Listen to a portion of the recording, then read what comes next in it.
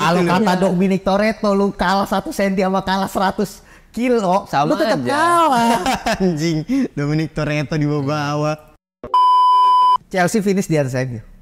Chelsea finish terus ini. Chelsea. Iya, yakin gua, Kacau, yakin banget. prediksi apaan lagi nih? Kacau. Jangan salah weh. Sekuatnya Chelsea itu Kipernya aja udah 8 bos. Terus tingkat 2 itu masih kurang aja. Chelsea kipernya 8. Kita lihat aja, Wi. Gua bertaruh Chelsea finish di atas MU musim ini. Klub Premier League mulai deg-degan anjing. Kenapa? Gara-gara ngeliat pertandingan semalam. Ya elah. Deg-degan maksudnya deg-degan, aduh City lapisnya bagus banget. Lu ngeliat City pemain muda gimana? Gue sih seneng ya, jujur Seneng. aja gue seneng gue. Gue ngeliat City sekarang tuh anjing, ini penurunan yang sangat menyenangkan buat gue.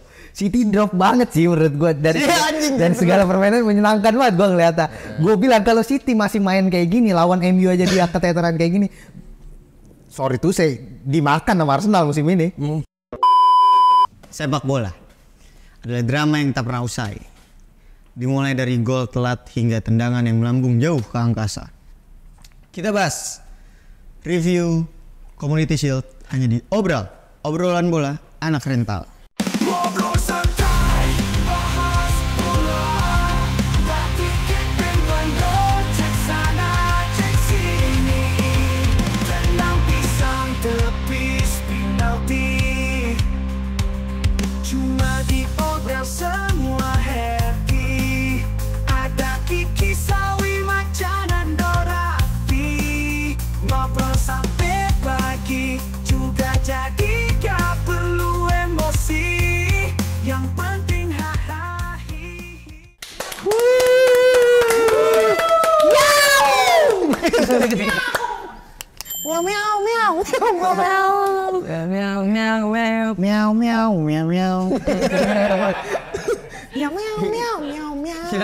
Renat lu pada sedih, jangan gitu. Sorry.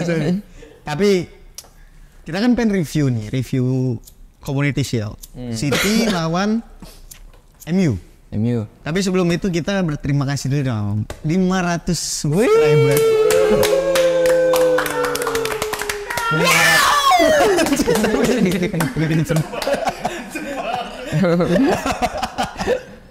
Ya, kita berterima kasih banyak untuk 500 subscriber yang telah hadir dan memencet tombol subscribe dan menonton kami setiap hari Senin, Rabu, Jumat, dan Minggu ya.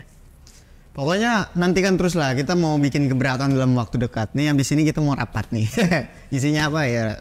Rahasia lah. Cuman lu mau nyampein sesuatu dulu nggak buat sahabat-sahabat kita? 500 loh Cak, orang banyak nih. Kalau kata Nando dikumpulin mah banyak itu. Penuh ini. Penuh. Dikumpulin penuh. Satu angkatan itu. Satu angkatan itu, buset berapa kelas? Satu angkatannya cuma 360. Betul sekali. Terima kasih buat teman-teman semua yang sudah subscribe. Mari kita ramaikan setiap video yang akan di-upload setiap Senin, Rabu, Jumat, Minggu. Ya, pantangin terus Kong Media Sport. Ya, kita bareng-bareng dan support terus ya. Ya. Thank you. Kita bareng-bareng, kita tumbuh bersama guys. Oke. Ada yang mau nyampein sedikit sepatah kata aja, karena kalau di akhir kan pada nggak nonton nih anjing. Bangsat nih orang-orang. Terima kasih buat semuanya para subscriberku. Udah kalian semua orang baik. Kita belum jadi aja kalian udah setia ya. Kelas. Iya. Respect lah ya, pokoknya respect lah ya. Oke. Kalian keren. Kalau gitu kita perkenalan dulu ya. Perkenalkan, nama gue adalah Rizky, gue playmaker yang memimpin jalannya acara kesayangan kalian. Sebelah kanan apa? Seperti biasa, Maca. Maca guys. Di seberang kanan siapa nih? Alwi. Cumwi dong. Cumi. Orang udah dikasih tahu berapa podcast anjing masih batu aja Cumwi. Sebelah sini siapa Mas? Edisi 500. Nando edisi 500. Rare item. Gacha. Karena beda ya. Kali 500. Nando edisi 500 anjing. Kali 500. Oke. Kita sekarang akan ngobrolin yang lagi hangat-hangat. Karena alhamdulillah nih ada Community Shield jadi ada. Nah, iya. Video ya. Ini capek banget. Rumor transfer masih jauh ya kita bahas. Rumor transfer kaget lah kita bahas habis bingung apalagi. Pakai yang tanding ya. Iya, pakai akhirnya ada juga. Maksudnya pertandingan seru gitu ya di kompetisi resmi Community Shield. Manchester City menghadapi Manchester United. Jawara Liga Premier berhadapan dengan jawara Piala FA. Kemarin kalau City yang juara nggak ada kita syuting ya. Ketemunya peringkat 2 IPL. Iya juga ya. Kalau City tapi juara. masih ada. Kalau kemarin City juara Piala Ketemu peringkat 2 IPL. Ketemunya. Kalah nih sih. Apaan? Peringkat 2-nya kalah. Iya, City pasti kalah kalau ketemu peringkat 2 IPL. Musim lalu kan menang Arsenal ya? Menang. Arsenal menang musim lalu. Trossard. Kan gue ngelihat City ini mayoritas mungkin 50-60% pemain lapis legit. Lapis kedua. Kalau lapis legit dimakan. Main lapis kedua ada Oscar Bob, ada Rico Lewis, ada McAtee. Terus ya banyak lah. Cuman gue lihat nama-nama kayak Haaland, Akanji. Ya di mix lah. Ya di mix ya. Terus ada Ederson menghadapi Manchester United yang bisa gue bilang almost full squad. Ya. Di musim lalu ya, bukan musim ini ya. Almost full squad. Dengan dengan double lini belakang yang sudah mulai uzur ya. Satu Papa Johnny Evans, satu lagi masih Harry Maguire. Lu melihat jalannya pertandingan gimana, Cak? Ya, pertandingan yang mempertemukan duo Manchester, derby Manchester yang di mana pertandingan ini antusiasmenya tinggi menyambut musim liga baru. Ya yang baru gitu ya. Ya. Ya, Manchester United dengan Erik ten Hag bermain dengan gue lihat sih intensitasnya lebih tinggi dari biasanya. Ya, karena ya kita tahu untuk mengejar dominasinya Manchester City yang tentunya yang mengontrol permainan gitu lah ya. Nah, gua agak di game kemarin gua kurang setuju kalau dibilang Manchester City yang control the game. Biasanya gue bilang. Biasanya. Si Manchester United mengejar itu kan. City dengan gayanya lah ya. City dengan gayanya kan biasanya mendominasi ya tempo segala macam. Ya Manchester United dengan sekuat seperti itu ya mampu mengontrol tempo juga. Quote on quote memainkan peran lah ya. Memainkan perannya gitu ya. Namun ya City yang dengan lapis kedua ternyata masih bisa menahan itu. Iya. Yang berarti ya quote on quote lagi tuh. Jadi kedalaman squad mereka merata dan integrasi sistem di Manchester City berhasil jalan sampai ke lini-lini bawahnya. Gitu Ki. Iya. Sebenarnya kalau bisa gue bilang mungkin bukan mixnya tuh bukan sama lapis kedua, bukan sama cadangan sih dia, sama akademi ya. Ya talenta mudanya lah ya. Talenta mudanya. Lu ngelihat jalannya pertandingan gimana dengan dominasi pemain muda City? Ya menurut gua secara overall MU menguasai ya. City itu baru mulai pegang bola ketika Bernardo masuk, terus 60 ke atas lah. Ya Ake masuk, De Bruyne masuk, ya udah menit 70 tuh ya. Itu dan kecolongan malah di menit itu. Tapi di awal MU itu menurut gua sangat berkembang daripada juga sih musim lalu ya. Berkembang. Dibilang bagus sih enggak. Tapi kalau dibilang buat kelas MU di musim lalu. Iya, dibandingin permainan di musim lalu MU udah mulai kelihatan nih patternnya nih. Bermain passing pendek, lebih progresif ke depan, lebih berani pemainnya dan ya balik lagi. Gua mungkin karena Ten Hag nganggep ini uji coba juga. Si Bruno kan dipasang sejajar tuh sama Mason Mount kan dan akhirnya diganti juga. Memang harus disadari ternyata Mason Mount dan Bruno harus gantian mainnya. Karena menurut gua kalau Casemiro, Mason Mount, Bruno dipasang kan kemarin kan false nine kan. Tapi pun seandainya dia dipasang 3 di tengah nggak cocok juga karena gaya mainnya banyak pegang bola mereka berdua dan akhirnya tabrakan gitu loh. Mending Mason Mount masuk menit 70 atau kalau laga-laga Piala Carabao itu Mason Mount yang main lebih ya buat memperdalam squad lah. Tapi kalau untuk main bareng sih menurut gua enggak lah. Dan ya balik lagi harusnya MU bisa menang dengan margin 2 menurut gua, harus setuju dengan peluang-peluang matang dan konversi peluang di depan gawang mereka payah banget dah. Payah. Rashford sangat mengecewakan lah. Gue udah Rashford sih bener sih. Iya, gue udah bilang Rashford nih satu sisi gue suka sama main, tapi gue pas nonton juga hati kecil gue nih ya kayak wah anjing kalau beneran ke Arsenal gini Kacau kalau masih gini. males juga. Flashing enggak ke flashing, tinggal lurusnya nanti ya. Flashing kayak pemain rating 50 di FIFA lu paksa flashing tuh. Flashing yang gak belok ya kan. Gak belok tuh. Itu depan gawang udah matang banget. Mentah sama Rashford kena tiang itu menurut gue parah banget. Tinggal lurus tuh. Maksud gue dia kan udah punya kebebasan untuk nggak turun, nggak bantu defense. Tugas lu memang cuma golin, dan ketika lu dikasih chances untuk cetak gol, lu anjing gue bilang Rashford emang udah habis aja ini pemain. Menurut gue sayang gitu loh, lu mending lu punya Amad Diallo, lu punya Garnacho lagi on fire kemarin, terus di kiri ada Sancho. Kalau lu jual Rashford sama Anthony misalnya sepaket gitu, lu datengin apa itu paket? Kembali lagi sepaket juga jatuhnya bener. Ngajak lagi. Ya udah, ya lu jual dua, lu datengin satu winger yang lebih versatile kiri kanan, lebih fair, lebih oke lah. Lebih oke ya. Jadi nggak bertumpu. Itu sih menurut gua kendala belakangan ini di MU, kendala di kanan ya kanan, kiri ya kiri. Iya. Versatilitasnya ya lu kanan ketika main di kiri bapuk gitu. Dan susah untuk buat gol MU tuh, susah banget ngegolinnya tuh. Mesti banyak banget peluangnya gitu loh. Ya kita lihat nanti Højlund dan Zirkzee bisa perform nggak? Mengatasi masalah itu ya jawaban si Zirkzee ini. Ya. Dari sudut pandang pendukung gimana? Pendukung MU nih kalah nih. Jangan sedih, usap dulu air mata. Nggak sedih.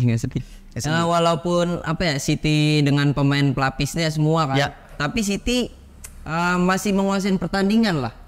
Ya kan di babak pertama lumayan dengan MU masih dengan taktiknya yang dengan serangan balik dengan cepat. Tapi menurut gua nggak sedominan itu. Iya nggak sedominan, tapi ya City lah pasti kan Pep juga pengennya nguasain bola terus walaupun lawannya siapa dengan pemainnya siapa kan.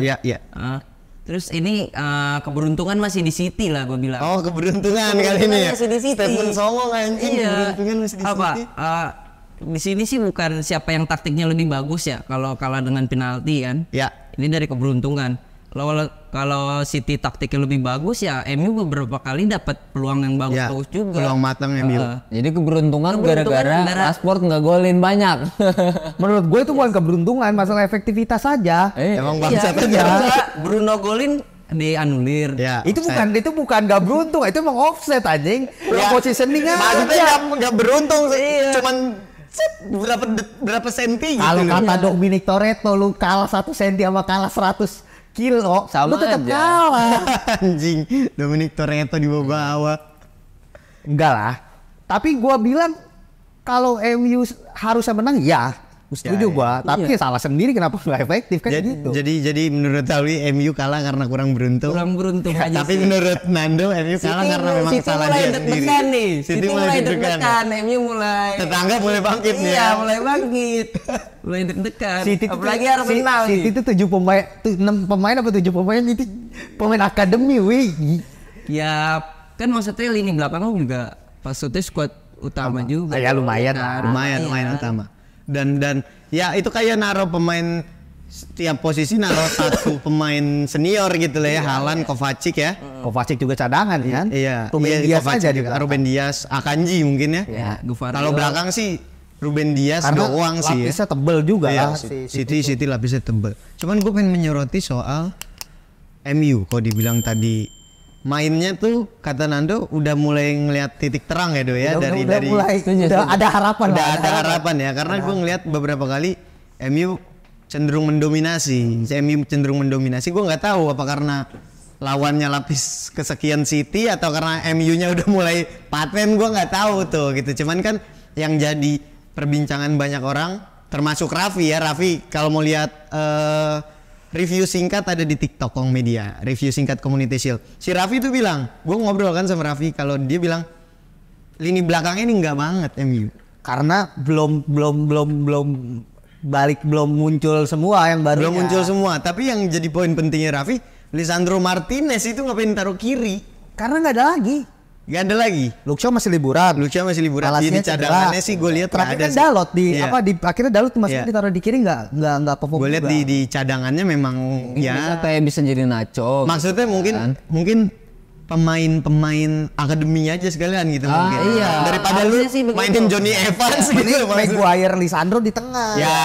Daripada naruh si kakek tua itu. Iya, Johnny Evans, Johnny santai. Ya pada akhirnya ya Ten Hag masih mencari formula itu. Iya sih. Tapi kan nanti ditambah The Light, ditambah Maguire, ditambah Ledioro kan. Oke lah. Peringkat 5 lah ya. Tapi gue punya unpopular opinion. Apa lagi? Chelsea finish di atas MU. Chelsea finish the same. Chelsea. Iya, yakin banget. Prediksi apaan lagi nih? Kacau. Jangan salah weh. Sekuatnya Chelsea itu kipernya aja tuh 8 bos. Tingkat 2 itu masih kurang aja. Chelsea kipernya 8. Kita lihat aja weh. Gua bertaruh Chelsea finish di atas MU musim ini. Sama di atas Arsenal enggak dong? Enggak lah. Paling atas. Klub Premier League mulai deg-degan anjing. Kenapa? Gara-gara ngeliat pertandingan semalam. Ya elah. Deg-degan maksudnya deg-degan. Aduh City lapisnya bagus banget. Cuman iya itu gue pengen nyorotin. Lu ngeliatnya gimana Cah? Lisandro Martinez karena kan akhirnya gol Bernardo Silva tuh berawal dari penetrasi Oscar Bob yang nggak kepegang gitu sama si Lisandro Martinez. Ya, Oscar Bob sama Savinho. Iya, licin banget tuh anak Kibu licin itu. Banget. Iya, Savinho licin, Oscar Bob licin. Maksain banget nggak sih si Ten Hag naruh di kiri menurut enggak juga Ki, maksudnya. Tapi dia di Ajax sering main di kiri loh, Sandro. Iya, itu. Iya, tapi based on last match gitu performanya? Ya jelek, gue harus akuin jelek. Iya. Gimana Cah lu ngeliat Lisandro di kiri? Dan gimana ya Ki? Ya itulah pentingnya kenapa kedalaman skuad seperti City yang begitu penting dalam dunia sepak bola, di mana setiap posisi harus di cover 1 sampai 2 pemain gitu loh. Ya kejadian semalam menurut gua ya lagi sial aja sih Kim. Lagi sial. Oh beruntung berarti lu setuju sama Ustadz Munawi. Beruntung. Ya kalau kalau harus menang ya bener harusnya menang. Tapi gara-gara efektivitas jadi nggak hilang. Kalahnya tuh bukan karena City main bagus, karena ya MU salah sendiri nggak bisa golin. Itu dia poinnya, kalau lu nggak golin kan. Iya. Mau gimana juga peluang nggak bakal menang. Itu bukan gitu loh. Itu bukan peluang setengah, itu peluang mateng banget. Itu tinggal ceplos doang yuk. Ceplos doang ya. Kacau. Lu mengomentari kalau ini kan berarti kan masih pertandingan pramusim ya. Kenapa Erik Ten Hag nggak nyoba dari pemain akademi? Jangan maksain kayak yang Pep lakuin lah ya. Iya, apa yang Pep lakuin, jangan maksain Lautaro Martinez di kiri ya. Sandro, lu mau Lautaro Martinez ke MU? Enak aja, gue juga mau dia karena kali. Enak di gue. Iya, kayak Martinez ditaruh kiri. Itu sih sebenarnya maksain banget. Kenapa lu nggak coba? Kali aja kan pemainnya bagus, nanti di Premier League bisa lu bawa lagi kan. Biar jadi pelapis lagi. Pas pramusim ditaruh di kiri melulu. Anjing gue lupa namanya. Ada pemain akademinya dipasang terus kalau di kiri. Cuma pas kemarin iya kenapa enggak ya? Apa emang ambis juara Ten Hag? Karena menurut gue musim ini Lisandro akan banyak ditaruh di kiri. Betul. Dengan duet di tengahnya Lenioro sama The Light. Itu yang gua makanya lihat Lisandro digeser ke kiri. Ya pada dasarnya dia nyari formula yang siapa tahu jadi gitu loh. Karena secara posturnya salah. Dan sejak di Ajax dia bisa main pernah di kiri. main juga gitu. Tapi ternyata kurang memuaskan kemarin. Apa gara-gara partner tengahnya? Apa? Iya, gara-gara partner tengahnya kurang ini aja kali. Enggak, tapi golnya memang kecolongan dari kiri. Dari kiri. Kenapa enggak istirahatin Casemiro, taruh DMF aja? Lisandro kan juga bisa di DMF kan? Bisa. Tapi kan lini kirinya yang bermasalah kan. Mau di kiri, mau diisi siapa? Padahal ada si gue lupa namanya tuh. Main muda. Oke juga. Main muda. Oke, di pramusim dipasang terus si Raffi lah yang sering Raffi sebut. Cuma ya balik lagi emang ya kalau untuk persiapan musim baru gitu ya Ki, ya gue sih bakal jadi model Ten Hag juga, mending Lisandro coba nih siapa tahu itu karena pemain udah jadi daripada gue jadiin pemain Lenioro di kiri. Iya maksudnya nerbitin suatu pemain yang perlu adaptasi belum lagi. pasti. Untuk itu ya gue cobain nih formulanya, siapa tahu berhasil. Dan ya mungkin belum one match juga belum membuktikan bahwa, maksudnya memastikan bahwa Lisandro main di kiri jelek gitu. Karena permasalahannya bukan di lini belakang, lu kegolan ya namanya sepak bola pasti terjadi. Gue pengen coba komentari Rashford tuh. Rashford. Ngaruh gatel tuh. Udah jengah banget. Maksud gue kalau kegolan ya namanya lu main. Ya lu cuma golin. Lu cukup ngegolin dua gitu. Lu udah menang. Kecuali lu memang dikurung sepanjang laga, lu nggak punya kesempatan, lu cari penalti nggak masalah. Yeah. Emang potensi menang lu di situ doang. Toh lu peluang lu di depan gawang banyak. Ada 4 yang bener-bener bisa itu jadi gol ya. Jadi gol, tapi lu nggak bisa manfaatin. Menurut gue ya itu fatal banget dengan mendatengin Zirke kan. Itu juga belum jaminan Zirke. Iya, kemarin nggak main ya. Nggak main ya. Kenapa ya? Padahal udah di substitution dia. Iya, David mungkin jaminan sih, Dok. Menurut gue jaminan. Apa? Ya, jaminan mahal deh.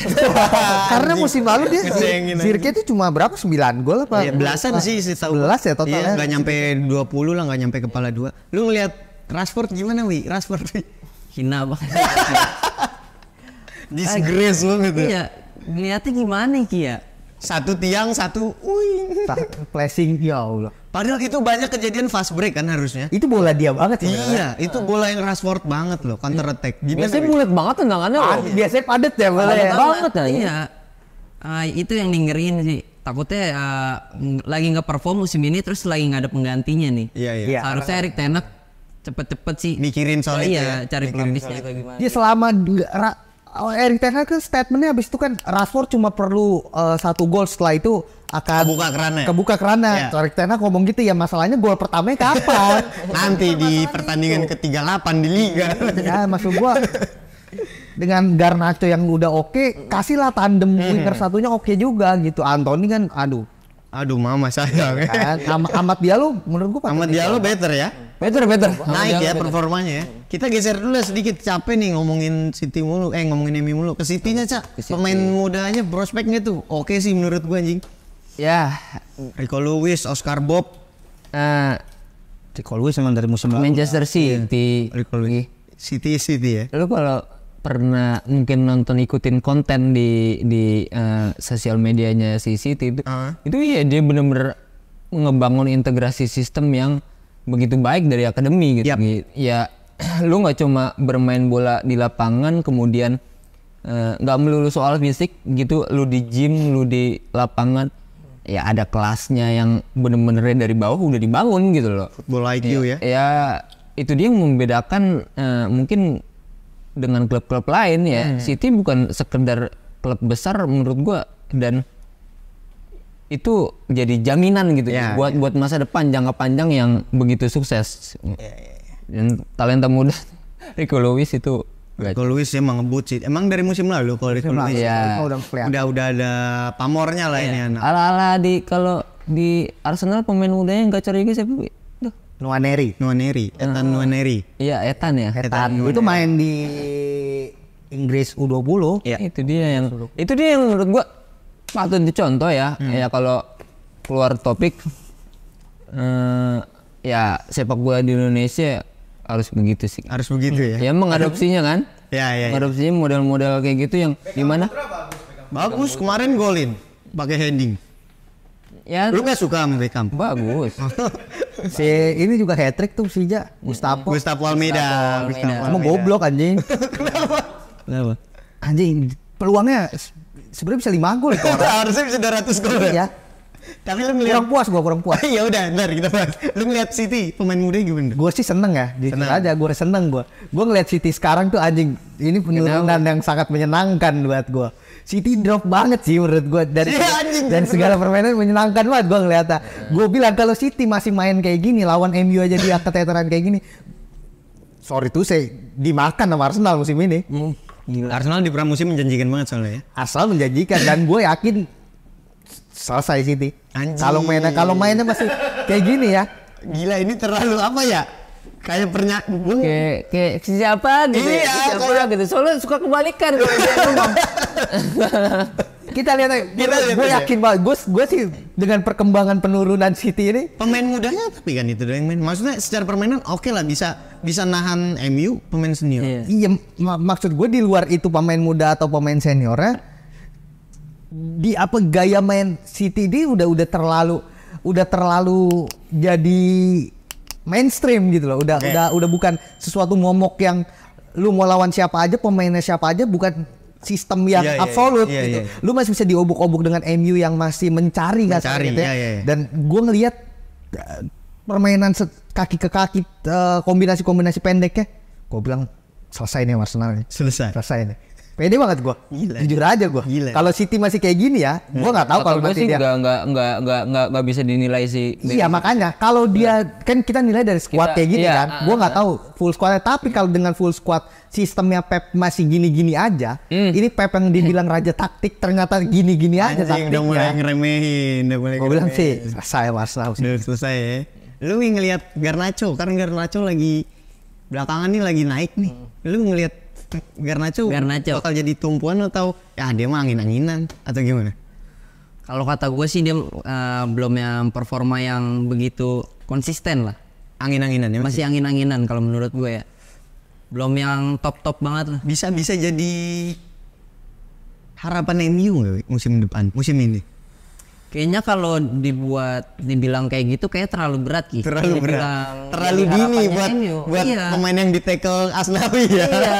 Kalau menurut gue terlalu berat ya. Menurut gue sebaliknya sih. Kenapa? Ya Garnacho ini ya meskipun belum konsisten, menurut gue ya dia akan jadi potensi yang besar untuk MU. Dia sangat potensi. Bakal jadi kunci untuk musim depan. Salah satu kuncinya. Iya karena kalau untuk Garnacho ya, dari semangatnya tinggi, antusiasnya tinggi dan kuncinya adalah potensi dia besar gitu. Maksudnya gue ngelihat ada perkembangan sih dari hal dribbling ya, pengambilan keputusan, shootingnya juga makin solid. Kaki kiri padahal. Iya, kaki kiri. Ya walaupun itu nggak kenceng lah, cuman dia setidaknya nempatinnya bagus gitu di gol itu. Bisa cetak gol lah. Bisa cetak gol. Tapi tetap lah menurut Alwi nggak cukup ya Win? Nggak cukup menurut gue. Kalau ditaruh harapan ke dia kayak terlalu berat ya. Nanti kayak Rashford jatuhnya. Iya. Lu mau taruh harapan ke Bruno peringkat 8 lagi nanti. Astagfirullah. Ini haters bakal muncul ini. Gue pengen mengomentari itu Cak, kiper kesayangan kita Cak. Yang ini Cak. Silakan. Itu berkelas. Itu berkelas banget. Andre Onana kan dia bilang katanya setelah pertandingan, saya sangat menikmati pokoknya hal yang dia lakukan dan saya akan sering melakukan ini nanti katanya. itu auranya langsung naik gitu. Gimana Cak? Ya itu entertainment aja kan. Entertainment ya. Dan menurut gua itu suatu confidence-nya dia yang menjadi ciri khas dia dan ya gua nggak masalah. Bagian dari cyber kali ya. Iya betul dan untuk di belakang ya dia disebutnya apa sweeper keeper ya yang akan jadi suatu formula yang bagus ketika pertahanannya bisa solid gitu. Oke. Ya resikonya besar juga. Resikonya besar juga. Tapi kalau dimanfaatkan dengan baik, maksudnya kalau lo konsisten dan pertahanan lo oke. Iya pertahanan lo oke, ya nggak jadi masalah gitu ya. Makanya menarik buat ditunggu karena kan udah here we go ya, udah deket banget paketan tuh Mazraoui sama Matthijs de Ligt. Udah hampir pasti merapat lah ke MU. Ya semoga adaptasinya cepat ya mereka. Dan ini kayaknya belum berhenti belanja juga sih. MU iya. Ya de Ligt barang-barang Belanda lah ya. Ya Ten Hag. Mazraoui kan juga pegangan Ten Hag dulu kan. Ajax. Iya makanya menarik. Dan buat Onana ini aja, lu kayak dia ngomong menikmati adu penalti akan terus melakukan itu. Emangnya tim lu bisa nyampe adu penalti kalau lagi di season yang beneran kan gitu aja ya kan? Kayak masuk ke kayak partai bisa, penentuan gitu. Masalahnya bisa nggak nyampe sana? Bocah remeh mulu ya. Ya kan main di Champions League enggak gitu. Korek. Gue kasih fakta. Sabar. Gue kasih fakta ya kan. Sabar semua. Oke kalau gitu kita nantikan aja lah ya kiprah Manchester United sejauh mana nanti di Liga dan juga kompetisi-kompetisi lainnya. Tentu saja nanti kita bahas lagi MU yang banyak hanya di obrolan bola anak rental.